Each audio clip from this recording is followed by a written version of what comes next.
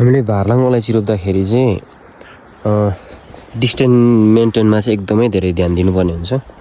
लगभग यो झ्याङ र त्यो झ्याङ चाहिँ 5.5 फिटको फरकमा छ। यो देख्नुहुन्छ यो ठ्याक्कै 5 देखि 6 फिटै होला, यहाँ त झन् 6 फिट 6.5 फिटै यो फरकमा रोपेको छ। किनभने बारीमा भारलाङ अलैँची रोप्दाखेरि चाहिँ भारलाङ अलैँचीको बोट चाहिँ एकदमै धेरै अग्लो जाने अनि झ्यागिने बिरुवा हो। अनि हामीले रोप्दाखेरि डिस्टेन्स मेन्टेनमा ध्यान दिनौँ भने चाहिँ पछि गएर त्यसले एउटा बोटले अर्को बोटलाई डिस्टर्ब गर्ने हुन्छ। अनि त्यो हुँदाखेरि चाहिँ घामहरू पनि भित्रसम्म नजाने अनि हामीले जुन स्प्रिङ्कल मार्फत सिँचाइहरू गर्छौँ त्यो चाहिँ माटोको सतहसम्म नपुग्ने हुँदाखेरि अलैँचीलाई रोग लाग्ने,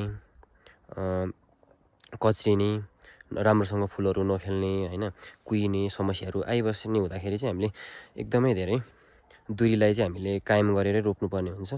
5 फिट 6 फिट 4 फिट 5 फिटसम्म रोप्दाखेरि हुन्छ है। यसरी कतिपय बाक्लो हुँदाखेरि चाहिँ यो त धेरै बाक्लो छ, यो लगभग 2 फिटको फरक छ। यसरी हुँदाखेरि चाहिँ एउटा झ्याङले अर्को झ्याङलाई डिस्टर्ब गर्ने हुन्छ हैन, त्यही भएर हामीले एकदमै पातलो रोप्नुपर्ने हुन्छ। लगभग यसरी टिप्ने बेलामा चाहिँ 3 फुटको फरक होस् हैन, 3 फुटको फरक होस्। यो बाक्लो धेरै बाक्लो भएर यहाँ धेरै झ्याङहरू मासिएको छ। यो मासिएको हो, यो पनि मासिएको र यसलाई पनि मासेको। यो धेरै झ्याङहरू यसरी मासेको छ। धेरै बाक्लो रोप्दाखेरि भारलाङलाई चाहिँ धेरै असर हुन्छ अनि फुल्ने समयमा पनि एकदमै धेरै असर गर्ने हुँदाखेरि चाहिँ हामीले भारलाङलाई चाहिँ एकदमै पातलो रोप्नुपर्ने हुन्छ है त।